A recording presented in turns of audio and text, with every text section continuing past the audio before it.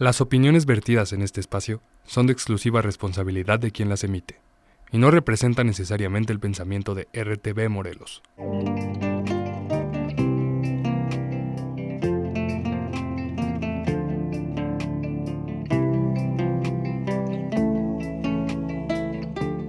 Amigos y amigas de Accesible, pues ya estamos de regreso aquí en Avenida Universidad con el psicólogo Enrique Álvarez. Todo lo que vieron en el primer bloque, este monólogo que ha estado muy interesante, que casi no me ha dejado hablar, viene de este documental que si están interesados, ahorita Enrique les va a decir dónde conseguirlo. Y pues yo quiero platicar de tu libro. ¿Por qué no entramos en materia? Tu libro donde vuelves a hacer este ejercicio de memoria y palabra para reconstruir y construir tu historia. Este documental fue parte de un proyecto del cineasta José Peguero, a partir de una serie de anécdotas que le conté al doctor Eliseo Guajardo, de que me han dado limosna en la calle. Recargaron las muletas, me han echado, espérate si no estoy pidiendo dinero. Me patearon las muletas en el metro y me tiraban, pasaban por encima. Decían, ¿se lastimó un joven? No, güey, soy Superman. Me han querido ayudar y me tiran en vez de ayudarme.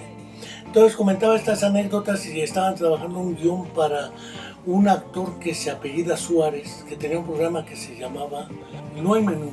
No hay.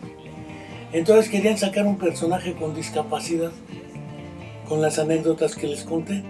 Grabamos 8 horas y ellos editaron 28 minutos. El documental se llama Enrique Álvarez : La vida pasada en limpio.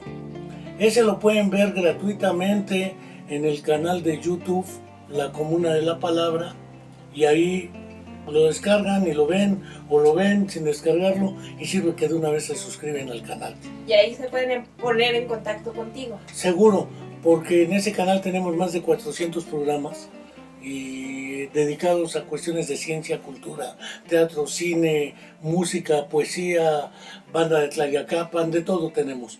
De ese documental, que fue premiado en el Videomed, en Cine de Morelia, probablemente en el 98, si la memoria no me traiciona, porque es un monólogo centrado en parte de lo que he contado. Desde entonces, posteriormente, en el 2012 se publicó este libro, que es El autismo, la ausencia del yo. Es un libro que me pidieron los editores a partir de una conferencia que dimos sobre qué es el autismo. Después, en la editorial, Fondo Editorial Latinoamericano Bucayacay, publiqué el guión de este documental, que como la película Casablanca, de personaje altamente conocido, no tenía guión, fue el monólogo como lo estoy haciendo ahorita, y después se escribió el texto por la doctora Mayra Santoveña Redondo para su tesis doctoral. Y aquí viene, pero vienen otras historias de vida de personas amputadas, con autismo, con síndrome de Down y ceguera, otras historias de vida. Y después se publicó este otro que se llama Temas Selectos de Psicología y Neuropsicología en una editorial de Alicante, España, que debe llamarse Letramé. Está en Fondo Editorial Latinoamericano un próximo libro que se llama algo así como Reflexiones y Análisis sobre cuestiones de psicología, neuropsicología, política, economía y algo más. Es un libro como de este grosor y de este peso. Y finalmente, junto con un neuropsicólogo colombiano de nombre Juan Carlos Arango Lasprilla, estamos editando un libro que se llama algo así como Afrontando el destino cuando la opción no era rendirse. Son 2 autobiografías, una de él como sale de Colombia, todo el periodo álgido de narco, violencia, guerrilla y más, y parte de mi autobiografía que será publicado a partir de febrero o marzo del año próximo, entre otro libro que está por ahí en el Manual Moderno, que también se va a publicar. Es un manual de neuropsicología Como se fijan, son temas diversos, pero en mi concepción la historia de vida es lo que cuenta, la vida de un solo personaje. No me interesa ni la estadística, ni las pruebas de validez, confiabilidad, ni chi cuadrada de student, ni toda esa serie de barbaridades, muestras aleatorias y al azar, con datos duros. No, porque la vida es dura. Es el mejor dato que hay. El problema con la memoria es que la memoria es medio traicionera. Para empezar, la memoria no es como un espejo que graba lo que sucedió como sucedió. Hay cosas que merece la pena olvidar, porque nos dolieron, porque no nos gustan, porque dan vergüenza, por la presión social, y entonces uno la reinventa para acomodarla como uno le gusta. Entonces, yo no soy yo soy como me muestro, pero no me muestro como soy ni como fui. Pero lo que me muestro es también lo que quisiera que fuera. Es decir, hay intenciones, hay omisiones, hay reacomodos, y así es la memoria. Sin embargo, esos retazos de una historia narrada nos permiten compartir con los demás una serie de vivencias que contienen afectos, sentimientos, emociones, pensamientos, sueños, porque como decía un poeta, tú eres el amor de mi vida. Y ella le dice, pues no lo soy. Dice, a lo mejor me equivoqué de vida, pero no de amor. Ay, qué bonito. Uno se puede equivocar de vida, de época, pero no de a quién va dedicada. Así es esto de la memoria. La historia de vida es parte de ello. ¿Quiénes influyen en una vida? Pues los que estuvieron en el mismo internado que yo. Un ciego, un parapléjico, una persona con síndrome de Down, una chica con parálisis cerebral, qué sé yo. Pero también un padre que me visitaba, indígena analfabeto, un filósofo natural, dijéramos, un Dersu Sala cualquiera, según la famosa película del buen director japonés, el sensei Akira Kurosawa, quien tiene una película dedicada a un muchacho con deficiencia mental que se llama Dodeskaden o El camino de la vida en otra traducción. Indudablemente el cine se ha armado más de las historias de vida que las tesis doctorales y la ciencia. A la ciencia le interesan los datos estadísticos. El ser humano se desintegra. A la historia de vida le interesa a la persona, su familia, su entorno, su comunidad, y que por lo menos pueda sonreír alguna vez y decir, ay, qué hermoso, como lo dijiste. Pero mira, qué interesante lo que dices, porque aparte de todo, haces un ejercicio con el sentido del humor, y yo creo que le quitas la solemnidad a lo que hoy se considera como discapacidad, la seriedad, y nos llevas con este libro a un espacio donde podemos reír, porque decías de tus apodos. Hay un apodo que comparto contigo y te lo voy a decir aquí en el programa, que es el columpio. Sí, a mí también me llegaron a decir que era como un columpio porque me balanceaba un poco. Como no tengo equilibrio, pues te aprendes a balancear así para no caerte, que también me he caído. Pero esa pero no parte... te dijeron la corcholata. No. Cuando no estaba tirado en el piso, estaba pegado a la botella. Entonces me pusieron la corcholata, me pusieron el ilegal, porque nunca andaré derechito. Me pusieron el inmortal, porque nunca voy a estirar la pata. Me pusieron el patachín por razones obvias. El caminante de la luna, eso es más cercano al 69 y la llegada del Apolo 11 a la luna. Caminaba, según ellos, yo como astronauta. Y no hay muchísimos apodos. Y todo esto te lo digo porque el sentido del humor y esta conciencia política, porque también el estar en una marcha, el vivir ese mundo de caminar hasta cansarte, yo también lo hice, me fui caminando en la marcha de Javier Sicilia de la Paloma a México y todo el mundo estaba azorado. ¿Cómo es posible que pueda caminar tanto? Y yo les decía, pues es que cuando hay exigencias que van más allá de mi dolor de pierna o lo que sea, pues uno y una tiene que decir voy a caminar por todos aquellos que no pueden hacerlo. Y entonces se siente como este espíritu indomable, este espíritu que de pronto se ríe, que de pronto juega con las convenciones sociales de lo que es la discapacidad, lo que es ser una persona con discapacidad. Y se siente toda esta parte de quitarse las etiquetas y decir yo soy Enrique Álvarez y hazle como quieras. Mira, el problema es que la idea de la visibilización es una idea ideológico-política de contexto. Si no evidencias que existe, según el último Censo General de Población y Vivienda, entre el 7 y 8% de la población de México tiene algún problema de discapacidad. Está subregistrado porque no están registrados, por ejemplo, todos los adultos con trauma de cráneo, todos los eventos vasculares, pie diabético amputado, todo no está ahí. Tampoco están las transitorias, tampoco están la psicosis, la depresión, no están en lo que se llaman trastornos psicosociales.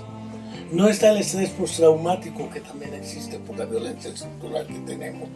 Todos los familiares buscadores de sus desaparecidos tienen duelos ambiguos, duelos no terminados, porque si no encuentran a su familiar, ¿cómo carajos terminan un duelo? Pero le dicen, haz el duelo, ya acéptalo, olvídalo, borrón y cuenta nueva. O dijo un presidente de México, yo los perdono. ¿Tú quién eres para perdonar?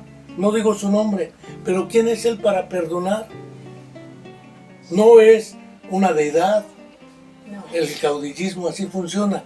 El problema de fondo es que efectivamente, si somos serios, el hecho de visibilizar implica demandar del Estado y del gobierno políticas públicas serias.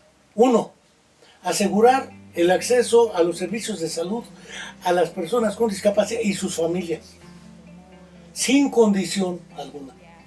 Dos, asegurar el acceso a los servicios de educación, desde básica hasta superior, y sus familias de las personas con discapacidad. Tres, diseñar políticas públicas de educación para la vida a las jovencitas, porque las que se embarazan son ellas. No se embarazan solas, a lo que me refiero es a que si por alguna circunstancia se embarazan, las que se embarazan pueden morir en un aborto clandestino, no tienen la posibilidad de decidir un aborto porque no saben si su niño viene bien o no.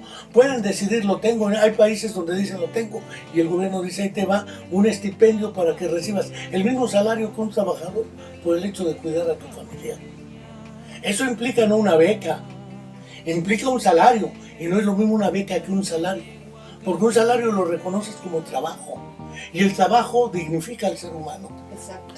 Asegurar el trabajo a las personas con discapacidad digno y no caritativo, como entra a trabajar aquí y le estamos dando chance, le pagamos menos, no tiene servicios públicos, no tiene prestaciones, antes diga que le di chance. Y tienen que adecuarlo en términos de accesibilidad, permanencia y movilidad, no solo las entradas, los espacios, los baños, porque también orinan las personas con discapacidad, también hacen popó y los baños son inaccesibles históricamente. Aparte de la accesibilidad, sistemas de comunicación, lenguas de señas universalizados, metido en la Constitución como una lengua nacional, la lengua de señas, como en Canadá o como en Paraguay. En Paraguay hay 3 lenguas oficiales, el guaraní, el castellano y la lengua de señas. Entonces, me parece que eso es fundamental.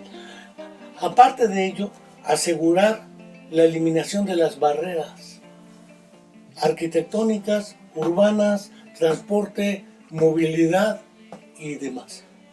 Ideológicas y culturales implica una campaña. Eso requiere recursos, pero políticamente es más importante hacer trenes, abaratar con grandes obras enormes, aeropuertos, cosa que sí se ve. Aunque las personas con discapacidad casi no vayan a los aeropuertos, no importa, mucho menos los indígenas y los miserables, ellos casi no van. Lo que importa es lo que se ve, me decía un presidente municipal, y lo que se ve es la obra hacia arriba. Aunque el agua potable y el drenaje esté hecho un asco.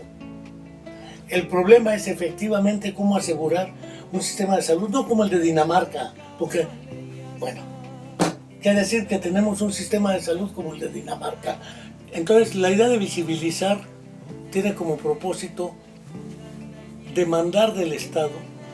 Hablo del Estado, no de los gobiernos. El gobierno en turno es responsable de las políticas públicas de Estado, pero el gobierno en turno, como pasa con los de los 43 jóvenes de la Normal Rural de Ayotzinapa, es un crimen de Estado. No importa si gobierna Morena, si gobierna el PRI, cuando sucede el evento hace 10 años. Sin embargo, el responsable de entregarnos la verdad histórica prometida, porque hasta ahora no tenemos ni la verdad a secas. Exacto. Entonces, es políticas públicas serias. No solo becas. Las becas son importantes porque ayudan económicamente, pero no ayudan a enfrentar directamente el problema, y sobre todo políticas preventivas. Entre ellas está la educación sexual y reproductiva a jóvenes, hombres y mujeres, la legalización del aborto como opción en estos casos. Yo recuerdo un debate de Gabriela Brimer con estudiantes de medicina a propósito del aborto, y ella decía, pues yo agradezco a Dios que no me hayan abortado. Lo mismo podrás decir tú, y lo mismo podré decir yo, pero hay otros que no están en estas condiciones. Entonces, el problema de la elección es un problema crucial en el reconocimiento del carácter de poder no quedar entredicha tu capacidad jurídica. Y mi capacidad jurídica está en decidir. Yo decido, pero la chica no decide ni sobre su propio cuerpo, porque entre estructuras morales, clericales y jurídicas la tienen atada. Exacto. Entonces, a mi parecer el problema no es tanto qué puedo hacer yo como un granito de arena, es qué podemos hacer para efectivamente buscar la transformación radical de esos criterios de dominio y subordinación. Y eso implica políticas públicas serias y exigibilidad de estas. Es decir, no que sean de aplicación progresiva como en el derecho se dice, conforme vayan pudiendo arréglenlo, porque nunca van pudiendo, hay prioridades. Y no, nunca vamos a debe hacer ser prioridad. exigible. Si no se cumple, se sanciona. Así pasa en el derecho internacional. Todos los acuerdos que son exigibles, llega a Estados Unidos e invade al país que quiera. Pero si es Israel, no es ni exigible ni nada. Hablando de Palestina. Exacto, defensa de Palestina, por cierto. Sí te dejo hablar. Yo dije, va a seguir.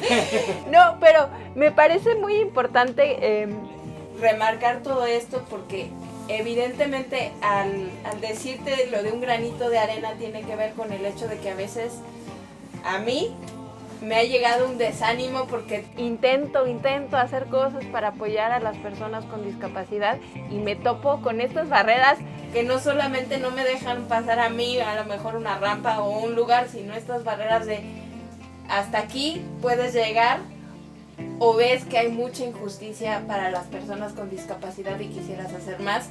Y sí, de pronto me topo con ese desánimo. Tú en este sentido, ¿cómo has fortalecido o qué herramientas has encontrado para, aunque la realidad a veces sea más atroz, cultivar la esperanza y todo eso que también hablas en el libro, ¿no?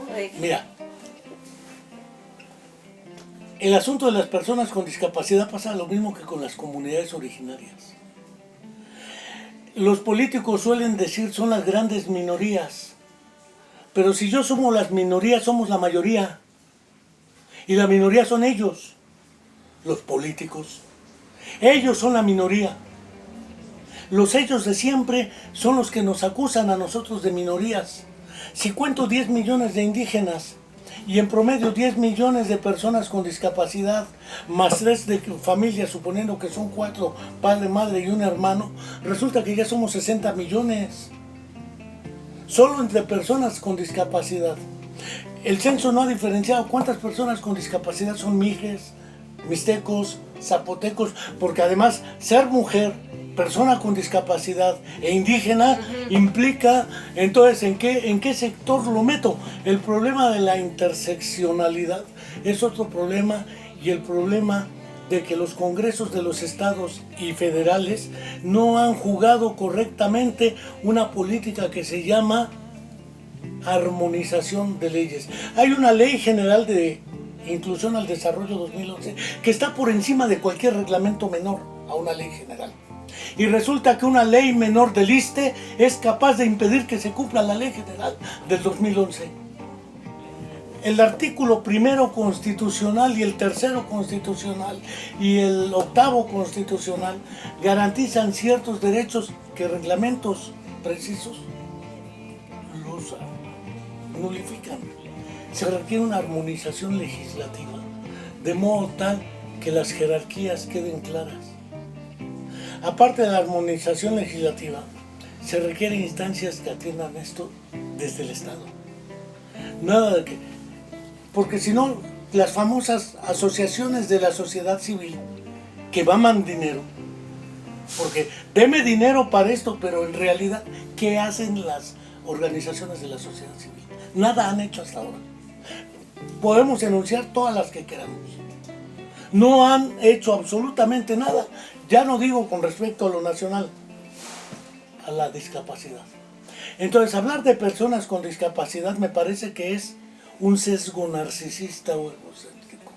No somos el centro del mundo. Hay gente en la calle viviendo, niños que están vapeando y que están moneándose. Y ¿qué hacemos ahí al respecto? ¿Se van a quedar con discapacidad? Sí, van a tener una lesión cerebral masiva por el consumo de la droga. ¿Quién distribuye las drogas? ¿Quién las produce? ¿Quién garantiza el trasiego? El Estado. Ni modo que lo hagan sin que el Estado sepa. Ya no prejuzgo qué fuerza. Entonces, el problema no es qué puede hacer para las personas con discapacidad. Me parece mezquino. El problema es qué podemos hacer para nuestra nación, incluyendo a las personas con discapacidad. Pero eso tiene que ver también con la manera en que se ve el mundo, porque tú estás abriendo un abanico muy grande y la mayoría de las personas como que utilices tus cajones porque a veces no le queda de otra. Porque no es que no le quede de otra, es que tenemos cegueras epistemológicas, o decía el neuropsicólogo británico Oliver Sacks, escotomas. Hay realidades que no vemos, pero ahí están. Ahí están. Y no es que no las veamos, las vemos, pero consideramos que son irrelevantes. El punto aquí es, efectivamente, dime qué partido político, no importa cuál sea, en el gobierno o fuera de él, como oposición, los que gustes, tiene un programa dedicado a la inclusión global de las personas con discapacidad. No solo al derecho a votar, porque dicen que voten los torcidos, sí, pero a ver que elijan a un sordo como diputado, a ver cuando habla, y en lengua de señas, que le traduzca al intérprete, nuestro amigo Daniel Maya, los discursos a los sordos para que entiendan lo que dice el señor presidente o la señora presidenta. Pero ¿cuándo le van a traducir a ellos lo que dicen y piensan los sordos? Porque piensan y dicen algo. ¿Y qué dicen y piensan los ciegos? ¿Y qué dicen? ¿Y por qué no puedes ser tú diputada o gobernadora? Porque no solamente un presidente con síndrome de Down, un presidente municipal con síndrome de Down, a lo mejor es más sensible que los que tenemos. Hay una preciosa película que se llama Hombre mirando al sudeste. Es una película de Liceo Subiela, Argentina, dedicada a un caso de un delirio paranoide de un personaje central que va y dirige una orquesta,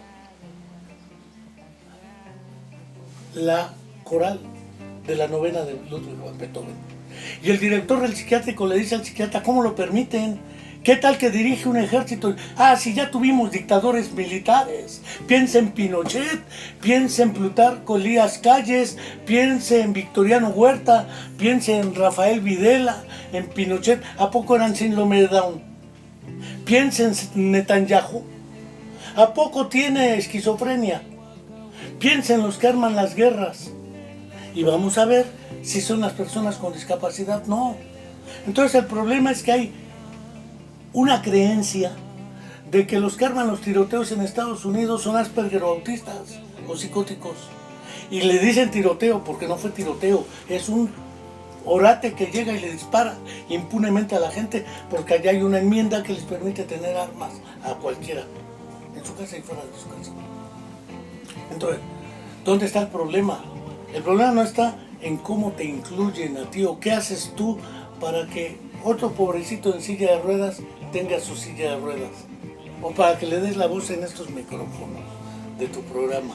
Pero es muy interesante, Enrique, porque justamente esa diversidad de pensamiento yo creo que es lo que permite dialogar, lo que permite entender que tú piensas diferente, yo pienso diferente, pero hay cosas en las que coincidimos y a la gente que he entrevistado tiene mucha validez lo que me ha dicho porque este programa lo que busca es eso, no busca decir tienes que pensar como yo o tienes que ver la discapacidad como yo la veo. Yo trato de acercar estos universos de las familias, de las propias personas con discapacidad para que la sociedad entienda que somos personas y que vamos a seguir aquí, les guste o no les guste, y entre esa diferencia que puede haber en nuestro pensamiento o estas cosas que decimos, sí, hay injusticias sociales y hay que hacerlo más grande, pero a veces no, a mí no me alcanzan los brazos para agrupar todas las causas, pero me gusta esta parte de, pues sí, platicar, que tú me digas una cosa y que me digas que sí, que no,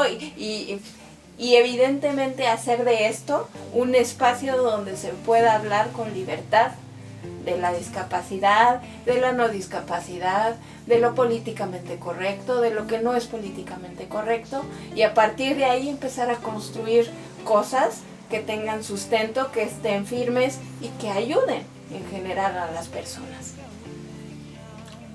Probablemente esté más de acuerdo desde el viejo barbudo Marx con la idea de la dictadura del proletariado. ¿Qué quiero decir con esto? Decir que todos los pensamientos son legítimos es tanto como decir que el nazismo es legítimo y lo debo permitir, porque hay personas que deben tener la libertad de pensar como nazis. No, claro que no. No, evidentemente no, pero estamos es hablando dentro de aquí ciertos del límites. programa. Estamos hablando aquí del programa, no nos vayan a decir nazistas, por favor.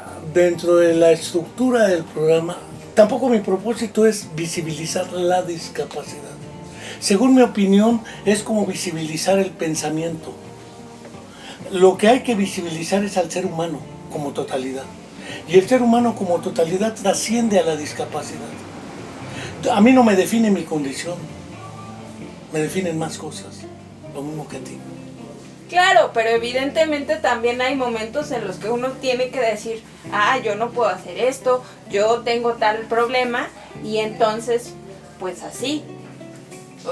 Más bien diría yo a la inversa, puedo hacer esto, punto. No que no puedo, porque no puedo, ellos tampoco pueden hacer algunas cosas. Sí, claro, pero cuando te ponen la barrera, sí nuestra experiencia ha sido, yo no puedo esto, el niño no puede hablar, no puede, sí, no, pero que sí puede, porque mi propósito es que se defina por el hacer y por el ser, no por el no hacer. Claro, pero evidentemente eso de alguna forma te va a marcar. Hay mucha gente que te dice que no puedes hacer ciertas cosas y lo terminas haciendo. Con los diagnósticos precoces, cuando eras niño, que te dicen no vas a poder hablar, no vas a poder caminar, y lo terminas haciendo, mal que bien. Pero bueno, ya se nos acabó el programa, Enrique, ¿ya ves? Pues ya ves, así es esta historia. Este monólogo... Es la tiranía de Cronos. Este monólogo lo pueden seguir en otros lados, o nos podemos poner a platicar en otro momento, pero ya el tiempo de charla se nos terminó, así que me tengo que despedir, Enrique, muy lastimosamente. Está bueno. Pues muchas gracias por Al abrirnos contrario. el espacio, por platicar, por entrar en este pequeño debate que me gusta mucho. Yo soy Natalia Correa, este fue su programa Accesible. No se pierdan estas anécdotas y todo lo que hemos venido compartiendo. Recuerden escribirnos en nuestras redes sociales, que son varias, pueden elegir la que más les guste. Y yo les voy a dejar una cápsula de cine a propósito de que hemos estado platicando de el tema. Y hasta la próxima. Nos escuchamos y nos vemos. Cine al Instante, Disca, con Natalia Correa. Hola, ¿qué tal amigos de Cine al Instante Disca? Yo soy Natalia Correa y el día de hoy vamos a hablar de la película italiana La soledad de los números primos, del año 2010, basada en el libro homónimo de Paolo Giordano. Esta adaptación es dirigida por Saverio Costanzo.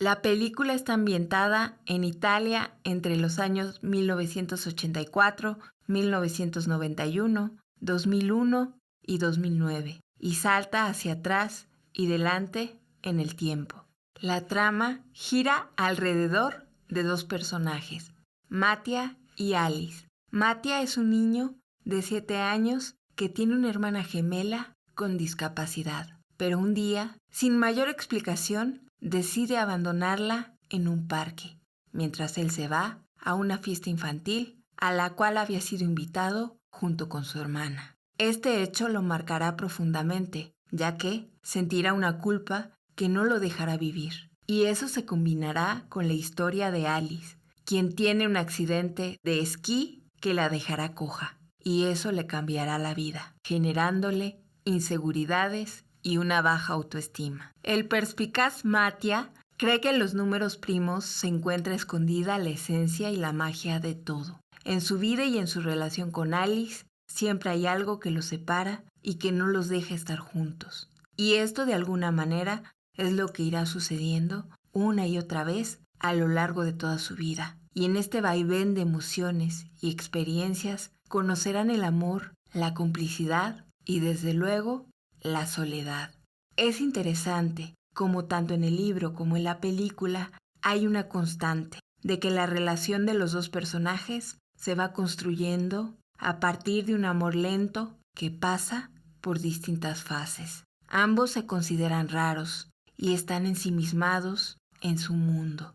Es una película un tanto extraña que por momentos se acerca de manera superficial a ese mundo matemático, como su título lo vaticina. Sin embargo, se convierte en una historia de amor donde el tema de la discapacidad física por la cojera de Alice y la discapacidad emocional de Mattia se entrecruzan y nos permiten ver lo esencial, dos seres rotos por la vida que se complementan y acompañan en este mundo tan hostil todavía para las personas con discapacidad.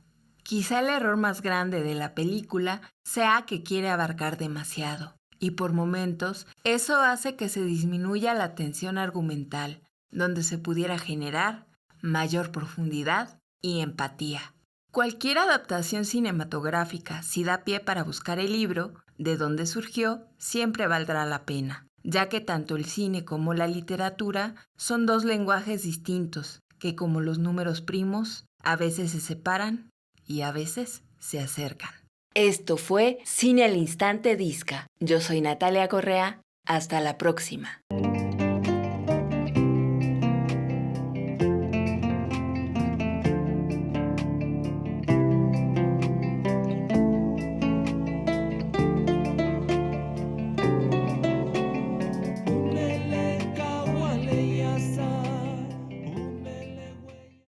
Las opiniones vertidas en este espacio son de exclusiva responsabilidad de quien las emite y no representan necesariamente el pensamiento de RTV Morelos.